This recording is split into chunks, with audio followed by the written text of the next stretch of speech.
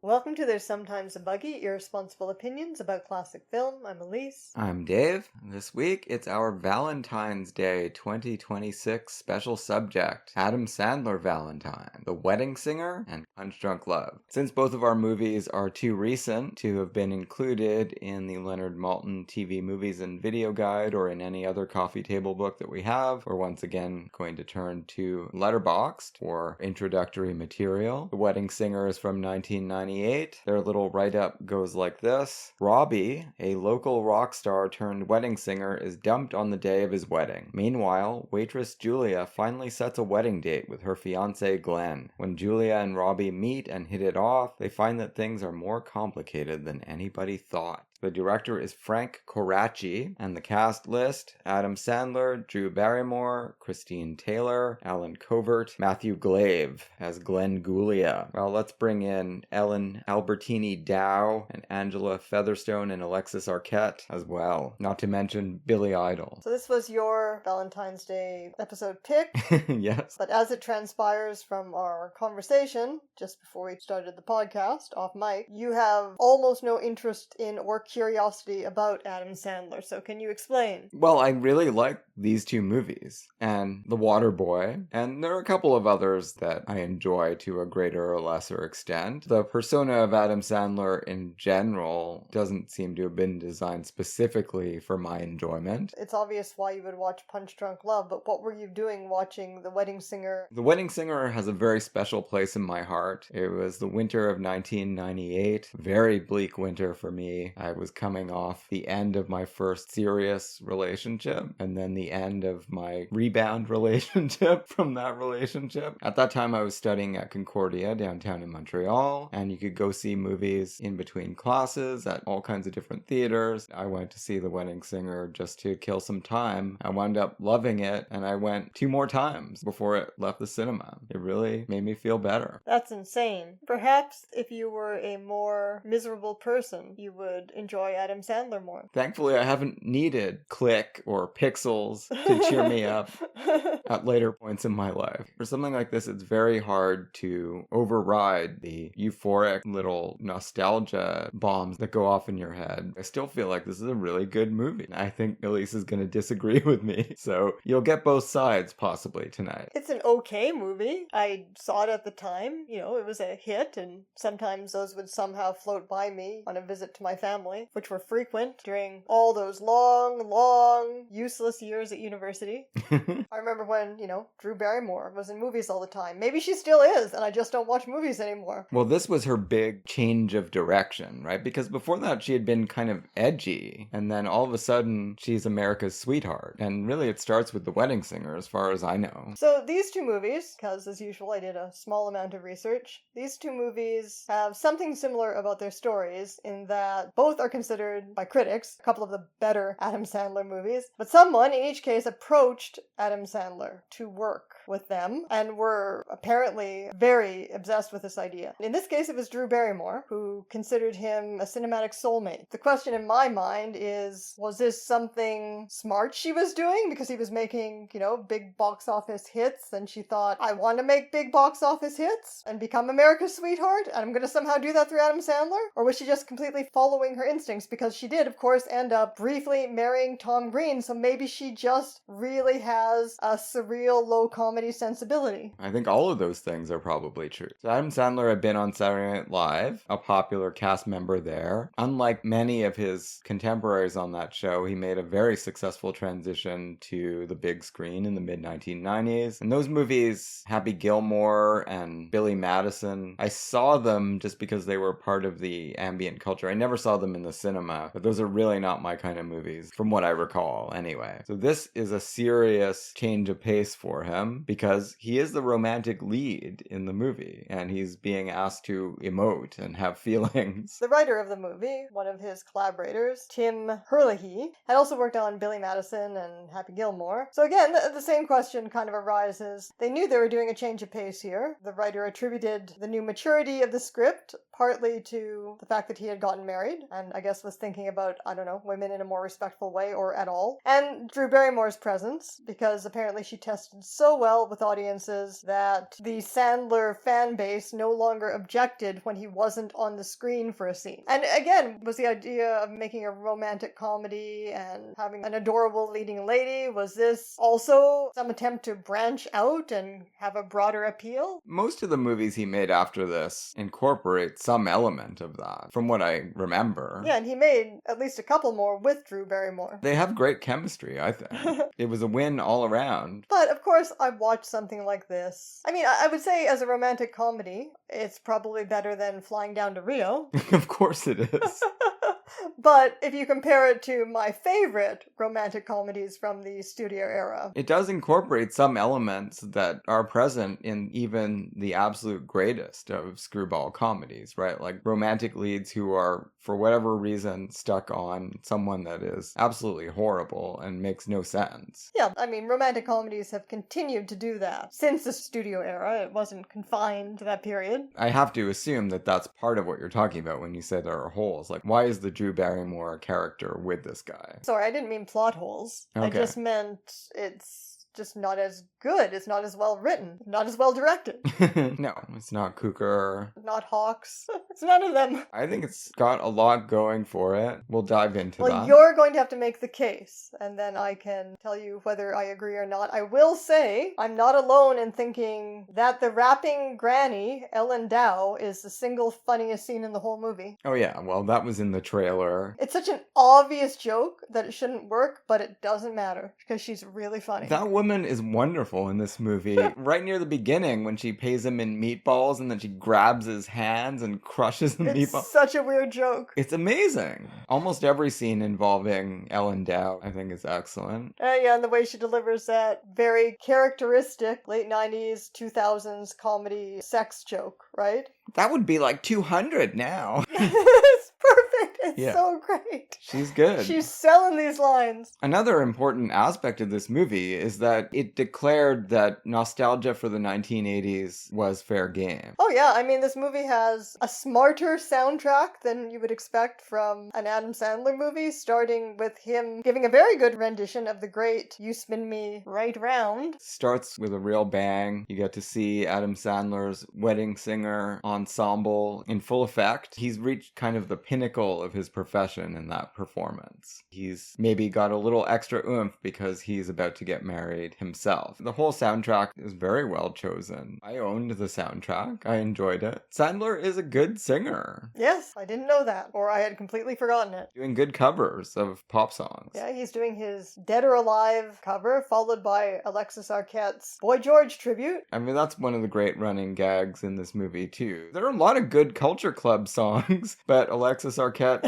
only learned one of them. I will say, I luckily don't dip that much into comedies made after 1960. We did do a little dip with Trading Places. Oh, that repulsed you. Yeah, compared to that, this is extraordinarily enlightened in its approach to not only gender, but also sexuality and transgenderism. You know, Alexis Arquette's character never says anything, but she is definitely part of the gang. Yeah, she's part of the team. At the bar mitzvah, there's two men dancing together at one point. There are people at the wedding who are perplexed by the Boy George performance. Practically everybody, and also that's historically accurate because mainstream people who didn't know anything about queer culture were very perplexed when Boy George came on the scene. You, as the audience member, you're laughing at them more than laughing at George. There is the standard trans joke. Oh, yeah. About the biggest loser in the room. Steve Buscemi. Steve Buscemi, not knowing that this is a trans woman. Actually, Steve Buscemi is redeemed by the end of the movie. Like, this is a really good-hearted movie. So many of these dumb contemporary comedies are kind of dark and nasty, but this movie, it's got its huge, broad-stroke, anti-materialist message, and aside from that, it kind of just wants to embrace everybody. Except for Glenn Guglia, which is... Well, that's what I'm saying. Yeah, all for the best, because that is a monster. Well, and also the ex-girlfriend. Yeah, but she's not treated as scathingly. He doesn't want to be with her anymore. He calls her a psycho. She is behaving strangely.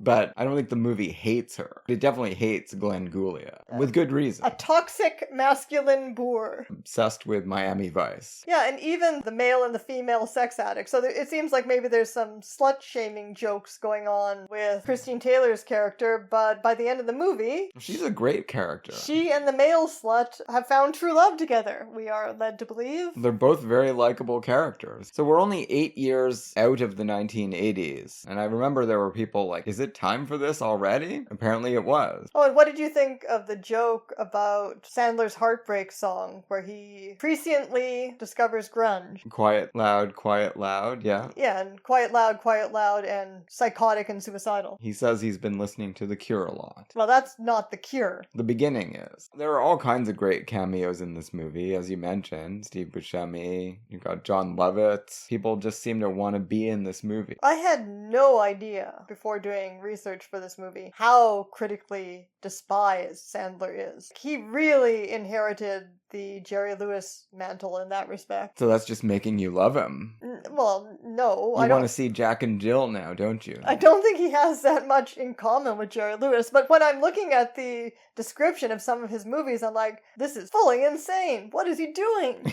I've only read a few sentences of the plot description of You Don't Mess with the Zohan, and I'm like, what in the hell? Yeah, that one looks radioactive to me. We've got two characters who are desperate to get married. They've been living their whole lives to get married. The Sandler character and the Barrymore character. They are intensely romantic, and everyone talks about that. They're so focused on this that they have made some poor first choices as fiancés. So that's basically where we are at the beginning of this movie. And Sandler is the one that finds it out first because his wedding is coming up. I find that wedding scene incredible. When I went to see the movie, something kind of clicked in my head. I was like, oh, this is actually going to be really good. His sister shows up. There was a note. That moment where she says there was a note and he's like, a note? And he's like trying to stop from crying already. It's really good. Just the way the camera goes back to her and focuses on her face as she watches her brother fall apart. But he does go off and go into a crazy rage briefly, doesn't he? Definitely a rage right out of what he will be doing in Punch Drunk Love. I mean, we might as well already say at this point, Paul Anderson chose him for Punch Drunk Love because he was obsessed with Adam Sandler movies at the time. Specifically obsessed with, not surprising, from Punch Drunk Love, Sandler's ability, I'm assuming, you know, within the persona of a nice, really likable guy, his ability to tap into crazy, white-hot rage that seemed very authentic. He slinks off and goes into this little cabana, and he's looking at himself in the mirror, trying to recite his mantra or something to calm down. He just smashes up the whole place. And all the wedding guests just feel this because they know how much this was meaning to him. And then you've got Alexis Arquette in tears, which is really funny because all the mascara is running, but it's also another emotional gut punch. It actually works in both senses, I think. You think she's feeling the empathy on his behalf, like Mary in the drugstore scene when George is getting his ear smacked? Yeah, I think so. I mean, this is a movie where people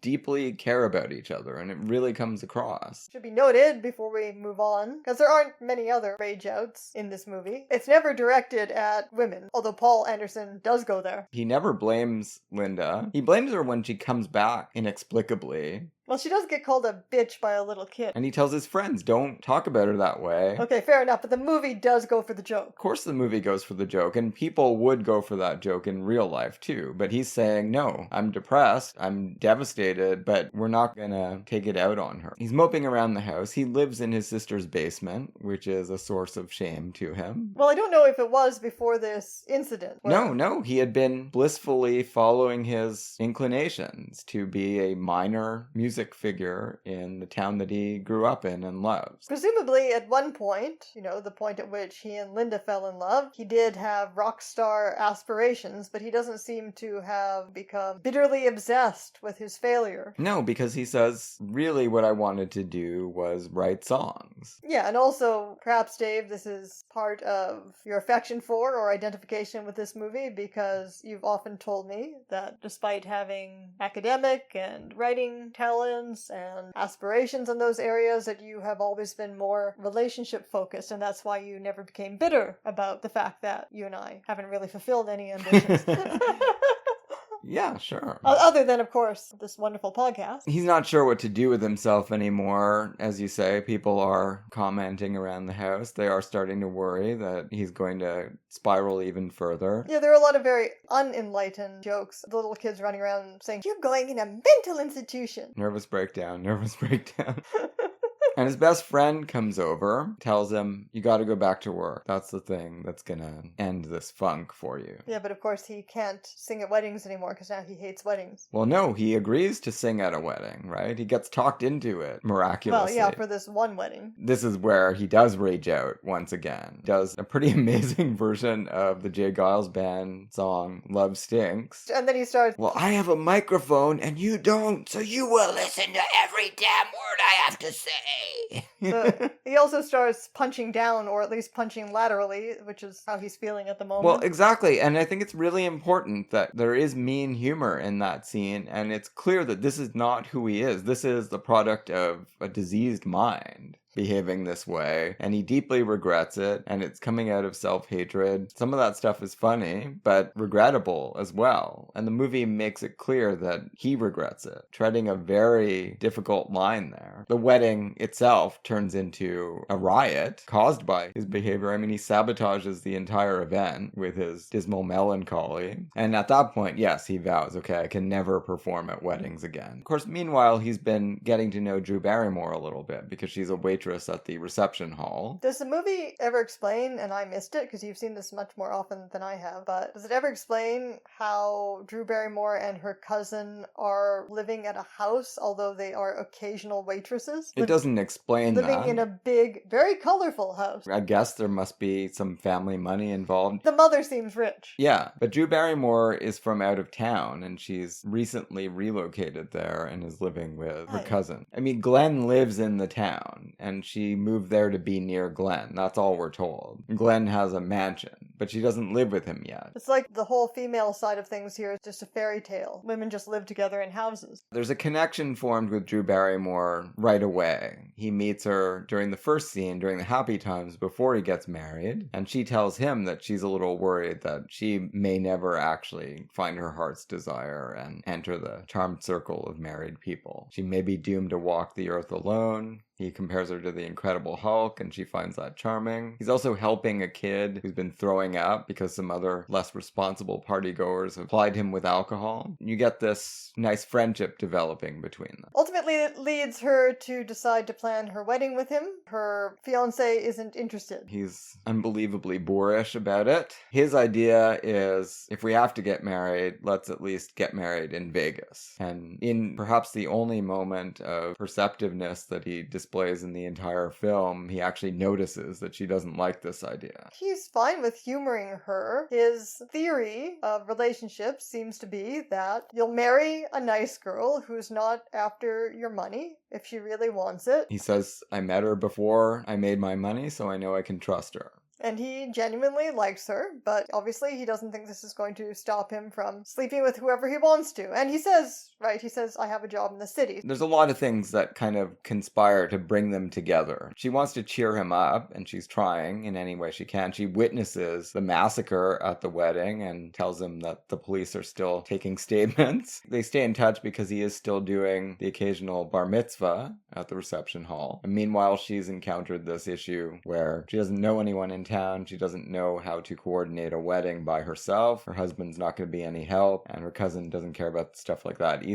She doesn't really know anyone else. There's a really weird scene in the bar mitzvah sequence. It wouldn't really fly today, no. Well, no, because Adam Sandler is encouraging the little boys to grasp the buttocks of their partners, including Drew Barrymore. But then he dances with a little girl and takes her hands and puts them on his butt. Only a comedian of the greatest innocence could ever put that gag in a movie scene, I would say. It kind of miraculously doesn't come off as that creepy, but still... No, it really doesn't, but yeah, it would... There's no need for it. Well, it would just be so canceled now. The beginning of that scene is really important because, again, these are do-gooders, these are loving people, and he's conspiring with Drew Barrymore to cheer up this little loser who thinks that no one will ever want to dance with him. Miraculously, Drew Barrymore appears, and she chooses him out of all of the young suitors. Then the ass-grabbing starts. Yeah, and then the subject of puberty is perhaps tackled too straightforwardly. You could see why the writers put something like that in there, because again, the movie is always in danger of becoming too sweet and too wonderful, and they have to do something that's a little crass to take the sweetness off. I think they thought their audience needed that. But that's post-60s comedy in general. Yeah, probably. That's a problem.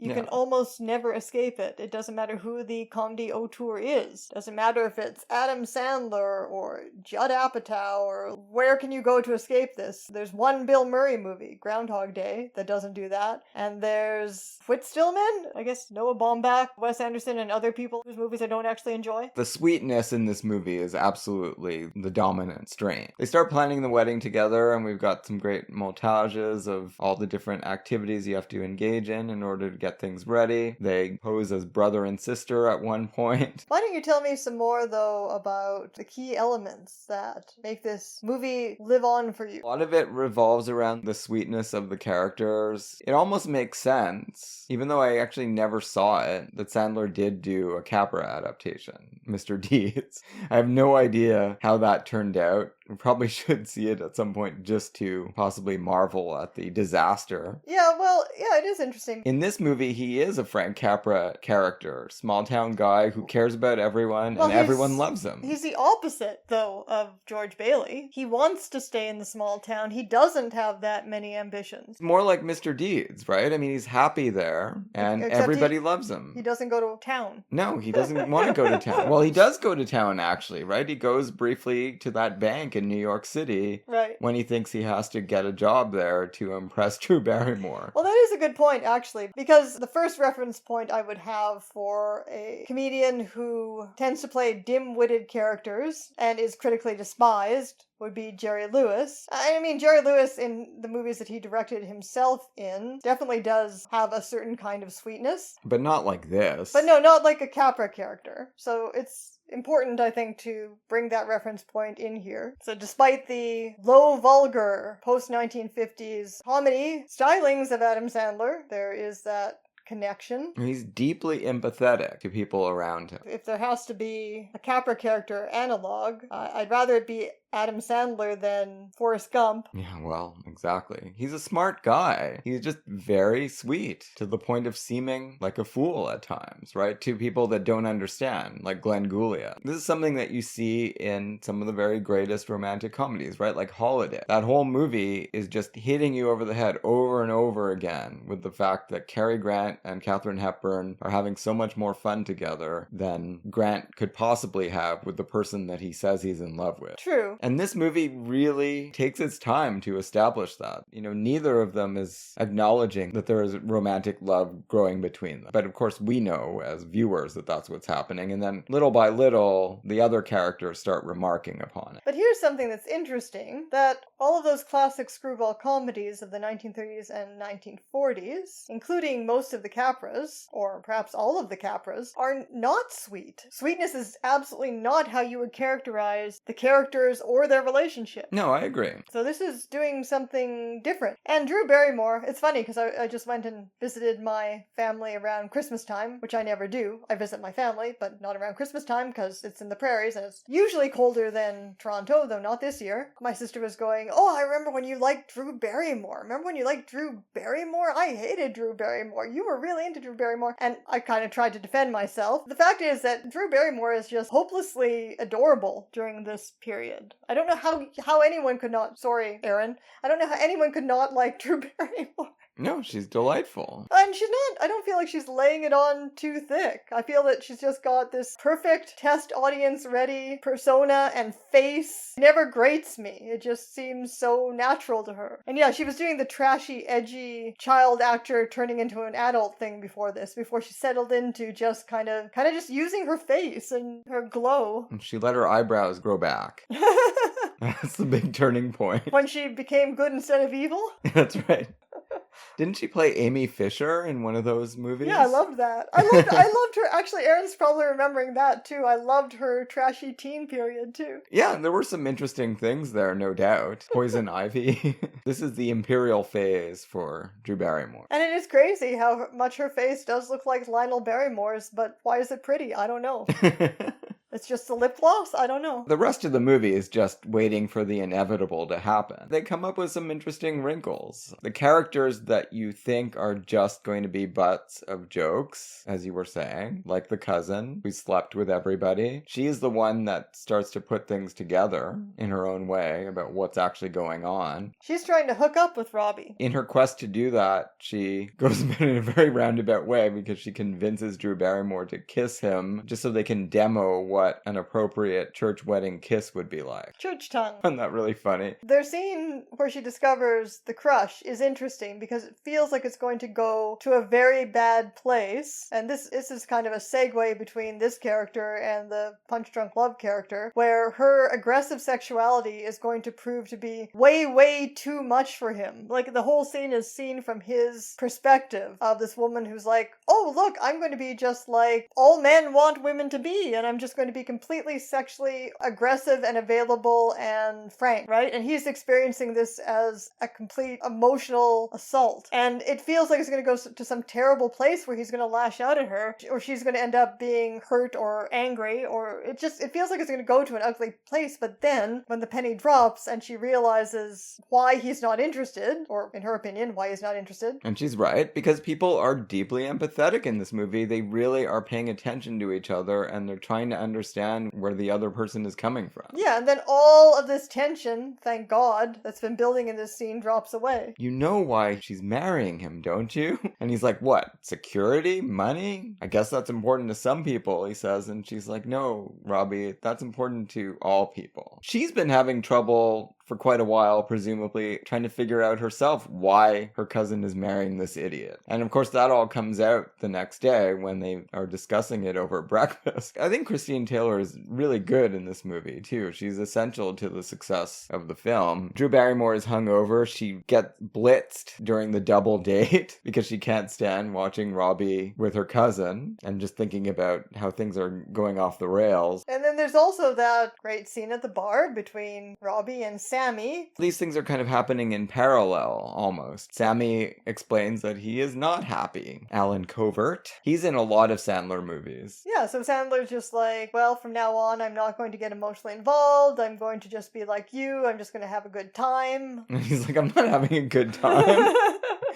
What gave you that idea? Just because I said it? No, I'm miserable. Well, he said, and it's funny because this is something usually attributed to women in movies, this kind of speech, where he says, it was fun when I was 20, but I'm starting to get gross now. Nobody wants to see a 50-year-old guy hitting on chicks. Nobody is making fun of Robbie for having authentic feelings. The only thing that's been troubling other people at the sides of the narrative is that maybe they just haven't been able to muster up those feelings yet. It's not that they think those are invalid, it's that they're waiting for it to happen. And they meet an old man at the bar who's got his own ideas. That scene at the breakfast table with the two cousins, she's like, well, I told him why you were marrying Glenn, because he's got that mansion and money. And she's like, but I'm not marrying him for that. And her line reading is perfect. She's like, well, then why are you marrying him?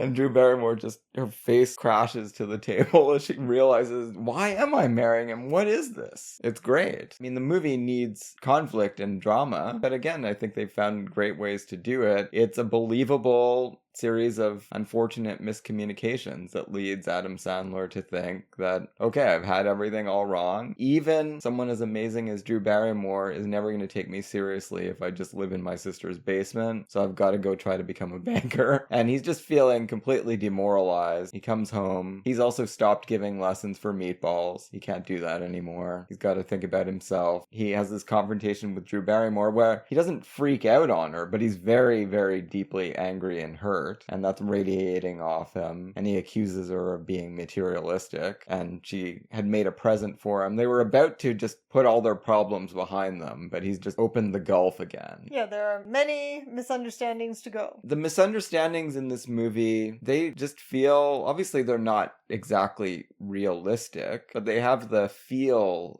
of realism. Like, just one wrong word can derail a relationship or potential relationship that might get back on track, but you've got to do all kinds of other work. It's a different realm of misunderstanding than you get in things like the Fred and Ginger movies, although I love those, but those are like truly ridiculous misunderstandings that are keeping them apart. In this movie, it's like, yeah, there's always a danger that someone is going to have a bad moment, say something really stupid, and then you may never recapture that momentum again towards a relationship. And she made all these calligraphy music sheets for him so that he could get back to his songwriting. And he's like, is gathering up these music sheets, and he's like, I am an asshole.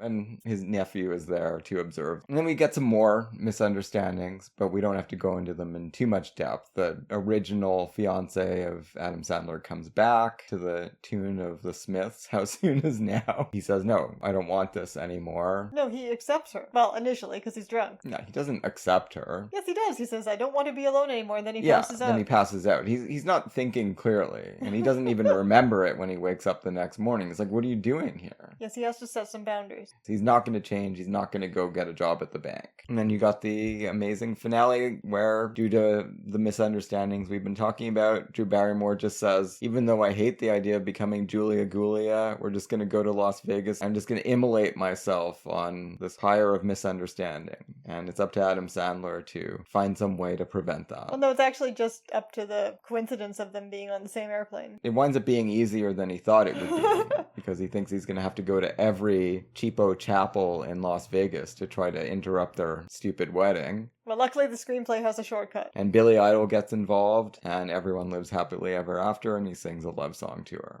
And we also get the briefest of indications. Obviously the movie understands that the audience knows its comedy tropes, its romantic comedy tropes, so it doesn't have to lean too hard into anything. We know as soon as the best friends get Sammy together. and Holly. Yeah, they just have to, say, look at each other once and say one word, and, they don't have to do anything more with that plot. And similarly, there's one mention of Billy Idol, a meta reference here, a lampshade, where Billy Idol is saying, hey, that's a good song, I'm going to tell the record company about you, and Adam Sandler's like, great, but we have to finish the movie, so butt out for a minute so we can kiss. But yeah, the ending is kind of Scorsese-ish almost, in that as part of the abundance at the end of the movie, he's also going to find a way to make money, to be a success, but that's not soul destroying. Exactly.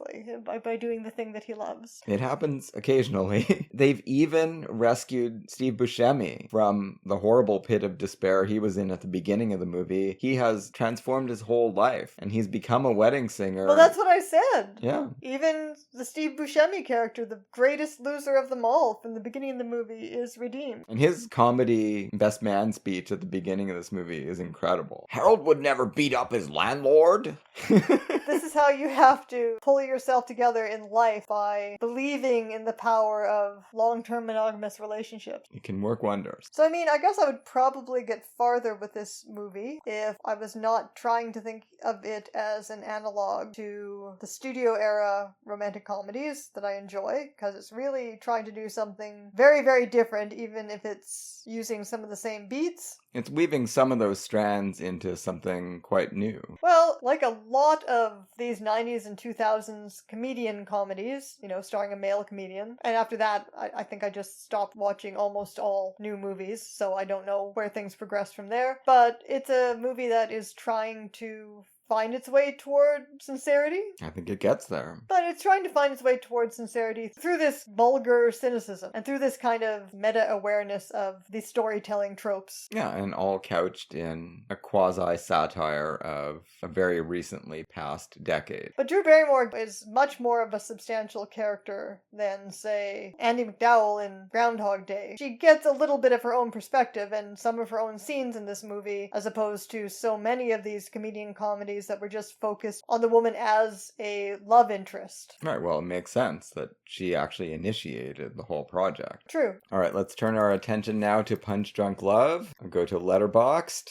A socially awkward and volatile small business owner meets the love of his life after being threatened by a gang of scammers. Director is Paul Thomas Anderson, and our cast list: Adam Sandler, Emily Watson, Philip Seymour Hoffman, Luis Guzman, Mary Lynn Rauskub. So this came out 3 years later, and I know that this is a movie that you also strongly identify your own romantic feelings with. Possibly my favorite movie of the millennium, maybe after Mulholland Drive. Okay. Were you, at this point, falling in love, or were you just enough again, or were you just enough over the last relationship that you were nostalgically thinking back to the beginning of it? No, I was in a good relationship at that point, again, in 2002. So if The Wedding Singer was your breakup movie, then this was... I was back on track by 2002. Your new romance movie. Sure. Didn't need this movie to cheer me up at the time, but I couldn't believe how much I loved it. There are two movies released in our adult lives, or at least my adult life as a moviegoer, where I felt like I had some taste and maturity, that you've completely changed my opinion of. Many that you haven't, or have only partially changed my opinion of, but the two that I've done a really complete flip on. Well, I did a complete flip on Fire Walk with Me, from despising it because I just didn't know how to handle my emotions about it, and it is a very visceral movie, to thinking it's great. I don't think I love it as much as you do, but I do think it's one of the great Lynch films. And this one, where I went from pretty much just indifference to really, really appreciating it. So we'll see if I can work any kind of similar magic with the Jennifer Jason Leigh movies coming up later this year. I thought you were going to say The Waterboy, but you'd be more likely to work it with The Waterboy. And so Paul Thomas Anderson, obviously, nobody has to defend their love. Nearly universally acclaimed as our greatest living director, now that Lynch is dead. Yeah, that said, I personally... I find all of his movies interesting, but I don't think I respond very strongly to any of them other than his two romance movies, this one and Phantom Thread. Those are two of the best, for sure. Anderson conceived this film with Sandler in mind, right? Yeah, much like Sofia Coppola and Bill Murray for Lost in Translation, although two very different effects. For Murray, that's a straight performance, right? A straight dramatic performance, which isn't exactly what Adam Sandler's doing here. That said, even seeing him in The Wedding Singer and then seeing him right away after in Punch Drunk Love, if you weren't doing that, if you weren't watching two Adam Sandlers, only one of which is Punch Drunk Love, back to back, you might say, well, he's pretty much still just being the Adam Sandler character in Punch Drunk Love. But no, there's like a lot of difference. Yes. Like, Sandler studied acting at the same time that he was starting out as a stand-up comedian. He had aspirations to be a serious actor, and he clearly has the ability. Well, he's a tremendous actor. I have never doubted that. I have doubted some of the choices he seems to have made. Now, a lot of them I haven't even seen the movies, right? Like Jack and Jill, everyone talks about that like it could be the worst movie ever made. Well, they've said that about several of his movies. I don't think any of the movies are bad, if they are bad, because of Sandler as a performer. I doubt that they're bad in the sense that this is just a poor piece of writing. The guy is way too smart for that. They are upsetting. They are upsetting people. The kind of comedy that they're doing is upsetting people. The way comedy, often American comedy, really upsets people, and particularly critics. And again, I'm looking at Jerry Lewis's career. Upsetting people in a way that doesn't even make sense. Like, you can just not like it, right? But no, it really upsets and disturbs people. And yet, things that might upset people if they were the whole movie can wind up working brilliantly and be praised as incredible in a movie like The Wolf of Wall Street, where you've got 25 minutes of Leo DiCaprio crawling around on the ground and across the street, drooling because he's done too many drugs. That seems like some kind of neo Jerry Lewis shit, too. Sure. No, That's a great scene. But yes, okay, so Anderson got really obsessed with Adam Sandler movies. He said, okay, what was he saying? He said it was because he had just made Magnolia and it had put him in a real funk. And so he, like cancer and child abuse and suicide and death and, all that stuff. And he was in a real bad funk and he started watching Adam Sandler movies and they cheered him up. He said he hit the obsession point with Big Daddy. He was absolutely obsessed and determined to make a movie with Adam Sandler at that point. Yeah, and then, he already had somewhat ideas in his notebook that he could use for that. And then he met Sandler because he watched these movies and he became convinced that Adam Sandler must be a great guy. So he met Sandler. He introduced himself to Sandler, and they hung out a little bit, and they immediately loved each other, and decided that, yes, they must do something together. And Sandler went and watched Magnolia to get familiar with Paul Thomas Anderson, and after that experience, he called up his new friend and said, "We're not going to do anything like that, are we?" He was very intimidated. But anyway, yep, at the time that they were touring around, showing Punch Drunk Love and giving interviews, it was a great love story. I don't know what's happened since, but they really adored each other as people and artists. And it's not like Paul Thomas Anderson hadn't been using comedic actors before, right? John C. Reilly figures so prominently in several of his 1990s movies, including Magnolia. And then later he works with the great comedic actor Daniel Day-Lewis. That's right. What do I want to say about Punch Drunk Love? For me, it is, I really think of it, and I think I mentioned this, and this must have been our last Valentine's episode, when we did Her. Mm-hmm. I really think of them together as, what year is Her? It's quite a bit later. Yeah, 2013, Yeah, I it's think. quite a bit later. But I think of them together as movies about romance, love, sex, from a male perspective that is totally emotionally and sensorially overwhelmed, which is not, a perspective, not the classical male protagonist perspective. You got Adam Sandler's character, Barry, who is deeply closed off from the world, I think it's fair to say. He's got 7 sisters like 7 dwarves. When I watch this movie, and every time I watch it, I feel it more. I don't know what Paul Thomas Anderson's relationship to Peanuts is, but I feel like this is imagining a guy that grew up with 7 Lucys for sisters, with all of the connotations that implies, right? Lucy is one of the meanest characters in the history of literature, but she also has very deep feelings of love for her brother, and you see that in this movie too. These sisters, despite what they're doing to him, they love him. Especially the sister that we get to see the most, Marilyn Ryskub. I mean, she's constantly putting him down, but she also really loves him, and you can see that. Her performance is amazing. Well, yeah, and I mean, I think Emily Watson as her friend, her implausible friend, well, yeah, is kind of a double for her, probably. I guess you could call her a double if what you're saying is that it's like that Star Trek episode where Kirk gets split in 2. This is only the loving side that comes out and is embodied. You have doubles as in the same person who is nevertheless opposite. Right. The way you might get a double in a dream or sometimes in literature. Or in Star Trek. You think this is what would have happened to Linus? If he had 7 sisters like that. And he grew up, yeah. Yeah. And then over in Utah or whatever. Yeah, Provo, Utah.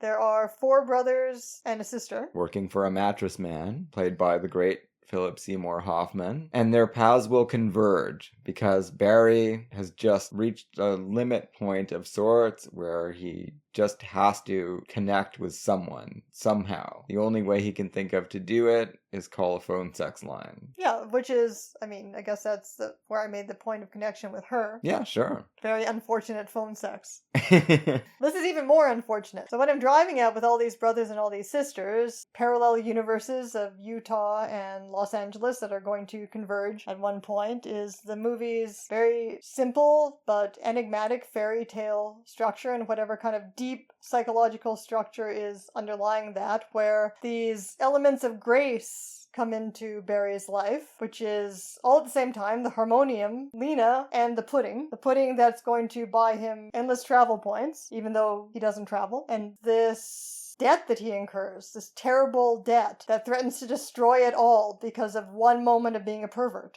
And these two things create the tension in the movie. And then there's the parallel of Mattress Man trying to cheat the system, right, by unfairly extorting money from perverts, and Sandler's attempt to cheat the system with the pudding. I mean, these are just, I don't know, I don't have any fully formulated thoughts about this structure. It's just something that I noticed this time. Sure, it's definitely a miraculous world. And some of the miracles are terrifying and some of them are gratifying. All of that definitely crystallizes right away for the viewer in the cold open, where you've got Sandler sitting in his weird showroom/garage. Yeah, who actually has a showroom that's the same as their warehouse? I've worked at places like this in the Montreal area when I was a temp. I just had to go out to these hellscapes, taking 3 or 4 buses to get there. It's dismal. But anyway, this insane car crash occurs that seems like it's coming out of Mulholland Drive or something. Yeah, sure, and we get all of this Except there's no blood. Nobody's in the car, it seems. We get all of this from his already terrified and anxious perspective. Light is hitting the viewer and him in a weird way, so everything looks kind of off-kilter. And then off-kilter things are happening. Someone leaves that harmonium in the street, and he makes this decision. I'm going to go grab that and bring it back to my office. We'll see what that does. And most importantly, the arrival of Lena. But he's a little worried about the harmonium too, because this seems like something furtive that he's getting away with as well. Sure, well, he stole it. Yeah, I've talked about grace, but it's not clear whether this was given to him or whether he's stolen it. It's both. And Lena is the authoritative voice on that. She says, "Did you steal that harmonium from the street?" And finally he says yes. And he's like, why? Is it yours? And she's like, no, it's yours. So she ratifies his decision. And then I was thinking about the concept of grace in relation to the pudding, and how is grace always, or at least grace as it manifests in this flawed world of ours, is grace always a clerical error? Exactly. That seems Kafkaesque, doesn't it? It's a marketing mistake, but I'm taking advantage of it. That's the only way you can access grace. But getting involved in hell, as he does with Philip Seymour Hoffman and the brothers, right? That's just a momentary error of judgment that you have to pay for forever. So it's very hard to access grace, but it's very easy to plummet into hell. And that scene where he makes the fateful decision to call the phone sex line, it's pretty amazing. I mean, it just sort of builds up and he seems like he's playing it cool and he's not being impacted by the stupid rote dialogue he's getting from the other end of the line. Even though he does tell her over and over, I'm not stroking it. Yeah, I mean, eventually he does, clearly. So her tricks... Well, he's giving in. She's just gonna keep asking. He thinks, and of course, why wouldn't you think, that it's over? I mean, he paid for it, he hasn't hurt anybody, and he's back where he started the next morning, a loser that can't connect with anyone. No, it's much worse than that, because Georgia calls back, and she has a little request for him. It's almost like after hours. It's like, exactly. I just wanted a momentary little tiny relief of tension. That's all I wanted. And now I have to pay for it with my life. Exactly. Got to have been partially calling back to that. Or it's just, the same sort of terrible, unconscious male thought process. These elements of gravity and grace, the way they dovetail is in the fact that the bad Barry, the one who is the pervert, whose double is Philip Seymour Hoffman, that is going to threaten to destroy his relationship with Lena. That's not vulnerable to the things that you would think would obviously destroy it, like his tendency to go into insane rages. I think it's really important that, to me anyway, it seems pretty clear that he calls the phone sex line as a consequence of having met Lena briefly. Oh, so you think, that's why he has to pay. I mean, he makes the wrong choice, right? She shows up because she's there in the cold open around the time of the harmonium's arrival, right? So you think he could have just, called her up instead? That's pretty clear. That's what she wants, right? She is this incredible deus ex machina that's there from the very opening moments of the film, and everyone can see it. She is somehow radiating this unconquerable love for Adam Sandler. Her name means light, and as Emily Watson said, I wasn't really playing a character. No, but she's amazing in this movie. I'm an abstract idea. Yeah. Paul Thomas Anderson, his direction for me was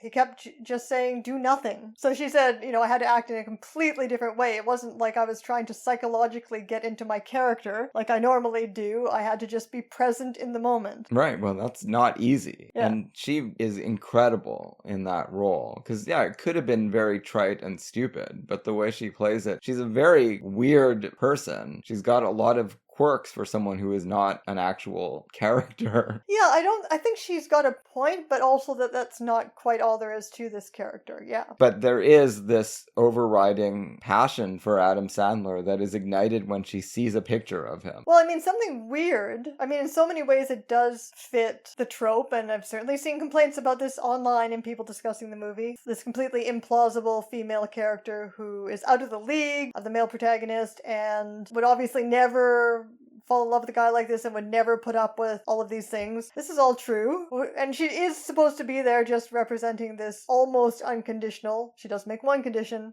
You can't leave. You can't leave me when I need you. Yep. Almost unconditional love and acceptance for this poor guy so he can heal. But there are weird things in the movie that don't fit that. Very odd things, like the He Needs Me song, which is played over a whole long montage of Barry running around trying to find her. Because the song seems to represent Emily Watson's, Lena's perspective. So what's it doing there? This isn't his thought process. He's not thinking she thinks that I need her. This is her thought process being represented in this strange way that's in the soundtrack. It's like part of the fabric of the movie. Part of the reason that she is so in love with him right off the bat is because she knows that this is going to be an intense connection if it does solidify somehow, because he is going to depend on her for everything. And of course you can see the connection there and how she develops into a completely fleshed out character in Phantom Thread. Yeah, I was an intensely socially awkward teenager. I had no idea how I was ever going to start any kind of relationship with any woman. Thought about it pretty much to the exclusion of all else throughout my high school days. Did you call a phone sex line? No, but I did call a telephone dating service because I thought somehow that would be easier. Was it? In a roundabout way, it did wind up being easier because I did meet people that just for whatever reason miraculously fell in love with me. And that's what I needed. I needed it to be really somehow simple. I can definitely empathize with this guy. It's not entirely from this male character's perspective, as you say, because there are countervailing elements like that song. But to a guy like this, and I think I can say this authoritatively because I feel like I was not exactly like this guy. I never had rage issues. So many men do, though. To someone like Glenn Guglia, obviously this would be complete gibberish. He wouldn't understand it. But to an opposite kind of guy, it does feel like a miraculous godsend that any woman looks at you and says, oh, I want to be with that guy. And that's the feeling that this movie captures so incredibly. And it may not mean as much to someone that hasn't been in that situation. You might not feel like it represents your life experience, although maybe it can represent almost anyone's experience. I would think that falling in love in a very deep way should feel like this person came out of nowhere and is exactly what I needed at this time. Yeah, well, when people come out of nowhere for me, I would just say that I can relate to a lot of what you were saying. Exactly. I was an awkward person who had trouble finding simultaneously someone I wanted to date who wanted to date me. I just don't usually think of them as radiant light beings. Yeah, that might be something that's coming more out of a traditionally male-gendered perspective. Yeah, there's some kind of hovering maternal presence here, for sure. Let it also be said that when asked why he wanted to pair Adam Sandler and Emily Watson, Anderson said, well, I thought, these would be two very different, interesting energies together. But I also knew I was making a romantic comedy, and I also just wanted to make a handsome couple, and I think they make a handsome couple. And this is something I was thinking about watching the movie. Sandler has a weird kind of handsomeness. Sure. He's that type of actor, comedian, or character actor who looks maybe funny looking for a movie star or for a romantic lead, but he doesn't look like he's handsomer than a regular person. Yeah, no doubt. And adult Jerry Lewis has the same thing going on, that watching his movies, and he even plays on this in his movies, because he sometimes splits himself into... buddy love. Yeah, at least two characters. You're watching the weird looking comedian who's pulling faces, and then you're also seeing the handsome guy who's a plausible romantic lead, and your mind is, being pulled in all sorts of directions, contradictory directions. I mean, another way in which, sorry, I'm just doing a lot of riffing off of what you were saying, but another way in which this movie connects to Phantom Thread is the idea of a man who is completely engulfed by femininity and reacting to it with dangerous energy, let's say. That's an interesting aspect of this film that certainly insists upon itself, but has no parallel in my experience. It's not like I related to that in any way. I've never felt feminine energy was threatening, but this movie convinces you that someone might feel that way. Someone like Barry Egan with those sisters. Yeah, they love him, but they don't regard him as a human being. No, he's like the mascot. Or like a separate subjectivity, right? He is having a hard time with this because of the way that men, traditionally at least, have to form their own male identities. And he's having a really hard time doing that. And I've met women with rage issues. Oh, yes. Oh my God, yes. And dish throwers and everything else. But there's this particular kind of male rage issue. I've only encountered it with men. Sandler did admit to taking phones apart, having those kinds of rage issues when he was younger. And this is the sort of thing I've encountered. The taking of the phone apart when, you're talking to someone you love who's being very frustrating. Punching the hole in the wall. You hear those stories over and over again. And there's also a masochistic element to it. It's so turned in on yourself. But the problem with, or the dangerous edge of Barry's rage in this movie is that it is threatening to maybe spill outward. Yeah, there's always a danger of that. And of course it does when he gets a chance to take it out on the brothers. Yeah, no, but I'm talking about, of course, one of the big set pieces of the movie when he threatens to kill his sister over the phone and tells him, what are you doing? You're killing me. You're killing me. Do you want me to come and kill you? Would you like that? Give me that fucking number. This area of intensity is so terrifying and hilarious at the same time. It really is. I don't know, it's like a Joan Crawford moment. When Joan goes crazy and violent in one of her movies, it just reaches this pitch of intensity that ends with, do you want me to kill you? Would you like that? Is that what you would like? You like that? I can't remember exactly what he says, but it's really funny. But it's completely authentic for this character. It is, and we've seen the way he's been getting picked to death by these phone calls from his sisters over and over again, presumably for years. Why are you blocking me? Why won't you just... Because she's going to tease him about it. Yeah. Or she's going to give him a hard time, like, maybe you don't know what you're doing and you're going to screw this up. He doesn't want to hear any of it at this point. He's heard enough. And yeah, we saw enough of that in the early part of the film where we understand where he's coming from. Even though if you overheard that conversation, if you were walking on the street, you'd call the police. But in the movie, it feels exactly right for that intense melodramatic moment. It's hilarious. It's necessary as an antidote and to make her just do what he wants. You also don't actually feel like he would really kill his sister. No, I guess that's important, but it's still not the kind of thing you want to be saying to your sibling. No, definitely not. Yeah, and of course there's the whole scene where they just keep saying over and over and over that hilarious story about when we called you gay boy and it made you freak out. Remember you threw the hammer through the window? What'd you have that hammer for anyway? Yeah, we were calling you gay boy. Remember gay boy? God, it's so crazy. And he smashes up the living room. It really captures something about family dynamics. This idea that... In an exaggerated way, hopefully. Hopefully, that you could have this younger brother or younger sibling. It's important not just that he is the one brother among all these sisters. Is he supposed to be the youngest? They treat him like he's the youngest. Well, they definitely treat him like the youngest. Yeah. Anyway, their role in the family could just be for you to totally dehumanize them. And in desperation, he reaches out to one of the sisters' husbands. Barry, I'm a dentist. That scene is amazing. But isn't it supposed to be confidential with the doctor? Oh, God, it's so painful. I sometimes cry a lot for no reason. To be honest, this might be the best performance in any Paul Thomas Anderson movie. I would not dispute that. It's a masterful film in every aspect. From that point, anyway, we've got these two heightened realities competing with each other, as we've been discussing. Is he going to ascend into new universe with Emily Watson, or is he going to be dragged down? And endless travel points. All of that's happening through synchronicity because, as you say, he doesn't travel. He notices there's something wrong with this promotion. He is a businessman. He's very invested in this sense of himself as a competent businessman. And this is really true of Sandler, who, believably, in the interviews for this movie, talks about, I am obsessed with comedy. I spend all of my time thinking about that. That's all I think about. That's all I want to do, is make the best movies and the funniest movies. All Barry Egan wants to do is get ahead as a businessman selling plungers for the moment. Unbreakable handle!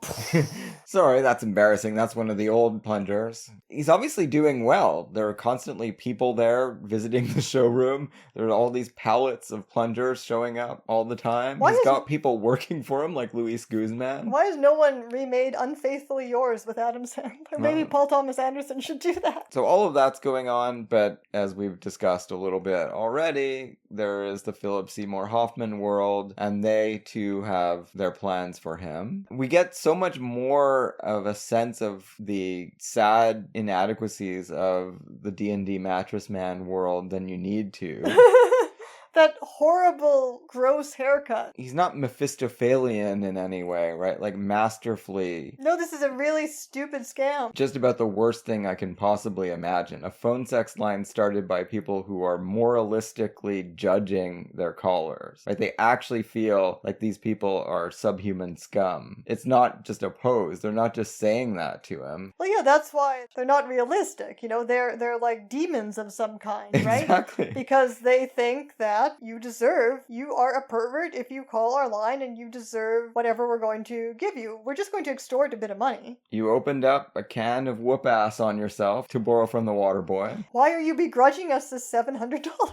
Yeah, that's all they want. Presumably, if he had agreed to give the rent money over, the putative rent money over, that would have been that. And I guess most perverts who call their lines, they just accept their punishment for what they've done. And they're acting on incorrect information from the start, right? Because Barry tells them, I have a girlfriend and she's out of town, and while she's out of town, I'm calling this big wild sex line. So they think they can blackmail him, and of course they can't. There's nothing they can do to a guy that has no friends and has no girlfriend and works in a weird plunger store. But then he actually, he does get a chance to redirect his rage. I just think it's amazing the way Anderson stages that whole build-up and battle between them, because each side feels like they are morally justified. Like, righteous fury is rising on either side of the phone when they keep calling him and saying, you better not hang up, you're letting yourself in for a world of trouble. And he feels like he tells them they're bad people and they better stop calling and interrupting his business day. He's never going to give them any money. I just can't think of any other movie where anything resembling this in any way would ever happen. Well, Barry has to learn how to set boundaries with everybody, and he luckily is able to turn his attention away from the sisters and toward these people who are encroaching so ferociously on his boundaries that maybe this is where he actually learns. This is ultimately going to be the making of Barry. But it's not the worm turns plot that you get in so many comedies where the man finds his traditional masculinity by the end of the movie. No, not exactly. But if you do want to think about this in theological terms, you would have to say that everyone ultimately is working to assist Barry in becoming a more complete, happy person. Yes, it's a very Jungian movie. Even the mattress man has a role, as the devil is just an adversary, right? Set up by God, not really a power base separate from God's order. He doesn't get his $700 back. He just wants to call it quits and say we're even now. That's that mattress man. Because he does get to destroy the brothers' truck and beat them up and terrify them. Well, he hits them with a tire iron. It's incredibly violent, that scene. Does he hit them? I think he just hits the truck and beats them up a bit. Yeah, I guess it's hard to tell. Everything happens so quickly, but Sandler has a kind of ballet of violence. I was going to say, he has like a balletic grace of controlled ferocity in that scene, and you don't see that anywhere else in the movie. It's like everything comes into focus for him. A love that is stronger than anything they can ever imagine. That's what he says, right? And then he hands the crowbar back to the cowering guy, who's Right. the one that he hasn't hit. But he doesn't go crazy on their asses and He neutralizes the threat. and beat them senseless. Again, though, he's doing everything right in that he gets this rage out and he accesses this higher level of balletic flow of violence, controlled violence, and it's righteous violence, and, this is all provoked by the threat to Lena. He goes back to the car and realizes she's possibly got a concussion. There's blood coming from top of her head. As he's doing everything right, he's at the same time doing everything wrong because he's dealing with his own shit instead of dealing with her emotionally, which is what she would have preferred him to do. Yeah, and he's escalating this war with the mattress man crowd. Anyway, when he finally magically, it is by magic that he appears in Utah, which actually must be another dimension, still holding the phone. It's very far away, right? Utah, I would think at least a 10-hour drive. I don't know for sure, but there's a whole state in between California and Utah, which is called Nevada, and it's a big state. And we see him magically appear holding the phone receiver. It's just brilliant, the whole sequence. He realizes no matter what, he's got to settle this tonight so that he can truly start something with Lena. It's got to end one way or another. If he has to beat hell from them, he will. If he can just convince them that he means business and they just better call it quits, say that's that, all the better. They've started this feud that could just go on forever. Until everyone's dead. And so instead of which he's going to, in the best Western style or whatever, get Mattress Man to say that's that. We've each extracted our pound of flesh from each other. That's right. Mattress Man doesn't fucking get anything, though, done to him. Threatened pretty seriously. Would you have preferred to see Adam Sandler hit him with a tire iron? No, I'm just saying, he kind of gets out of this scot-free. That's true. But he does have to curb his moral righteousness. Absolutely. His own sense of justice. And he tries to get the last word, and he is immediately squelched. Because Sandler, what did I tell you?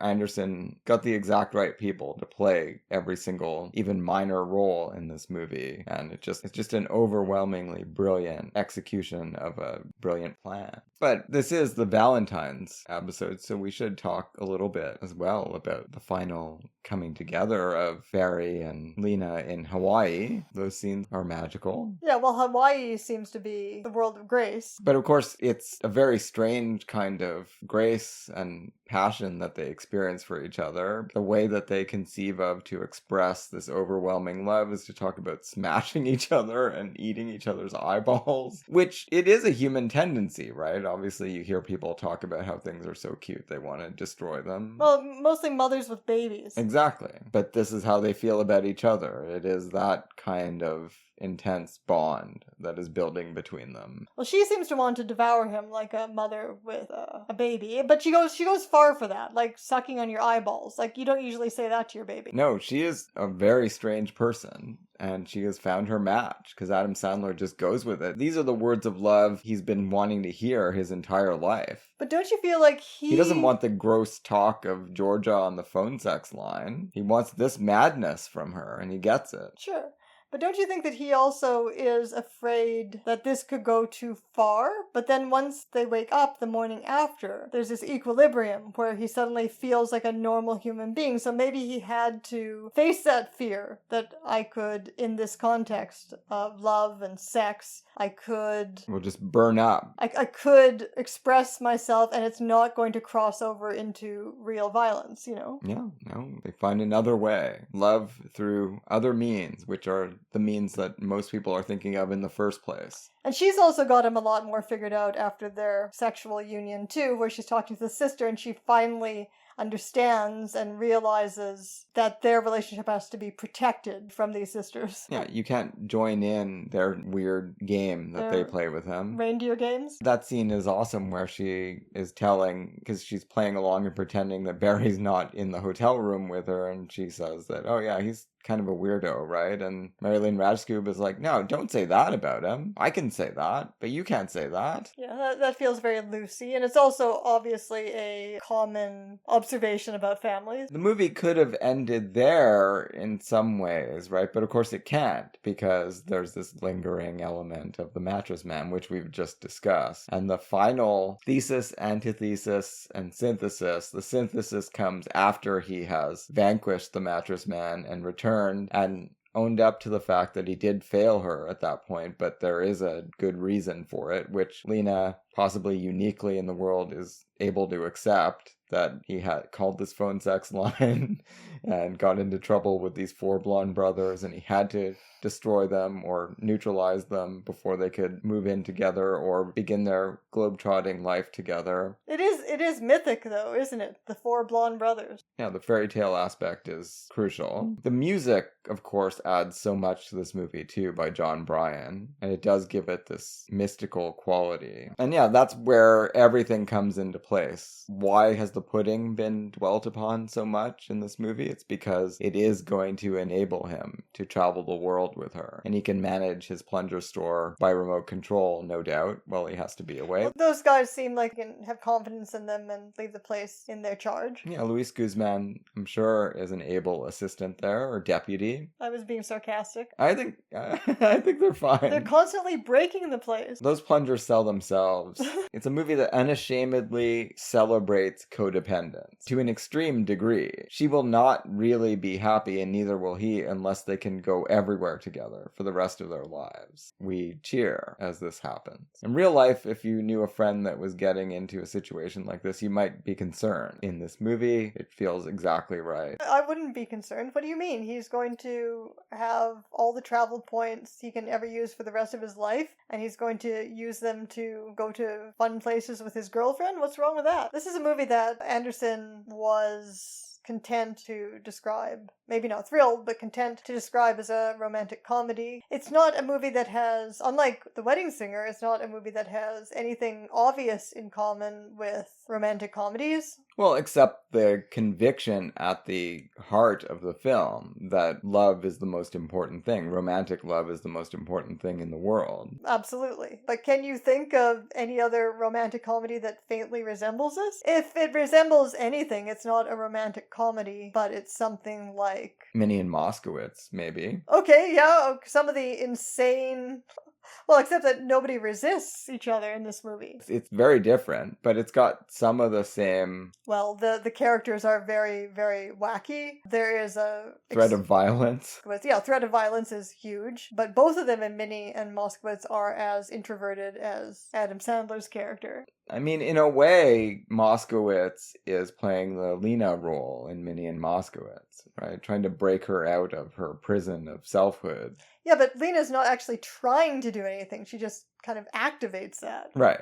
But I was going to say something like Portrait of Jenny. Okay, sure. Where a muse just shows up, right? Just a radiant muse just shows up in your life at its darkest point and transforms you. Yeah, so it's part of a glorious lineage of my favorite films of all time. So it's no wonder I fell in love with it immediately. But when we talk about Portrait of Jenny, we've always talked about... Jenny's a much more developed character than Lena is, but we've always talked about how, despite the fact that she's in the muse role, she is the one making the romantic choice. And that is what's kind of the interesting deviation from the surface tropes here in Punch Drunk Love that, as I said, will get more developed in Phantom Thread. Lena is absolutely the initiator of romance here. Which is also true, as you pointed out, of The Wedding Singer. Yeah.